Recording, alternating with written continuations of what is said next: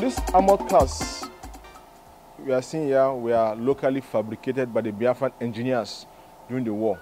Because when the war started, Nigerians had enough armored cars that they were using at the initial stage of the war. But the Biafrans could not afford to import like the Nigerians. So the Nigerians were now at advantage over the Biafrans. So the Biafrans had to improvise. They formed a group, and that group was known as RAP. RAP means Research and Production Unit. That group was made up of Biafran engineers, and most of those engineers were undergraduates at the University of Nigeria, Nsukka. These young engineers came together. They now used the initiative and fabricated these armored cars locally. And they now call these armored cars the Biafran Red Devils. They are called Red Devils because of the devilish way they operate. When you look at the metal sheets are very thick. All these are bullet marks shot at the Red Devil by the federal troops as the war was going on. This one is type A. It's to show us that as the war was going on, they were improving on the manufacturing of these armored cars. So this one is type A. This is another Red Devil. This one is Red Devil type B. It's designed to transport soldiers to and through the battlefront. Another name for this armored car is APC, Armored Personnel Carrier. Its function is just for transporting soldiers to and through the battlefront. Now this is Biafra Red Devil type C. We've seen type A, we have seen type B. This one is type C. Now, the idea behind this one is they are trying to manufacture an armored car that will look like Saladin. Saladin is a type of armored car that can shoot and rotate at the same time.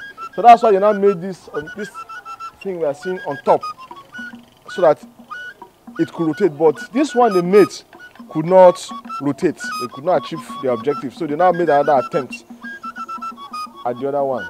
Over here we have Biafran Red Devil type D. It's actually trying to see if it can rotate like the Saladin armored car, but still this one could not rotate. So what the Biafran engineers did is that they now created holes at the side of the Red Devils. They put a hole by the two sides, the front and back, so that they will not stay inside. They put their guns from inside and be shooting, so that when somebody is looking at it from a distance, you will think that it is rotating, not knowing that they are shooting from the holes they made at the side. Now this is called the flying Ogbunigwe. Ogbunigwe is an Igbo word which means mass killer, something that is designed to kill in mass.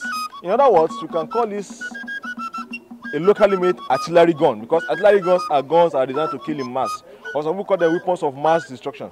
So this is a locally made artillery gun which the Biafran engineers manufactured, and they call it the flying Ogbunigwe. We have different types of Ogbunigwe. We have the bucket type. The bucket type is the ones they used to bury under the ground. They are landmines. While this one is the flying type. So what they used to do is that when they want to load it, they will dismantle it and keep it on the stand like this. And they will now look for broken bottles, razor blade, nails, sharp objects, chemicals, broken bottles. They package them inside. Now they now connect a wire through a hole at the back. They connect the wire to a battery. When they have done their connection, they will now lift it up. It now comes down and rests on that spring over there. So when it is done like that, it now becomes like the one over there. Okay. Yeah, it stands that way. That's when it is ready for launch. It's ready to be launched.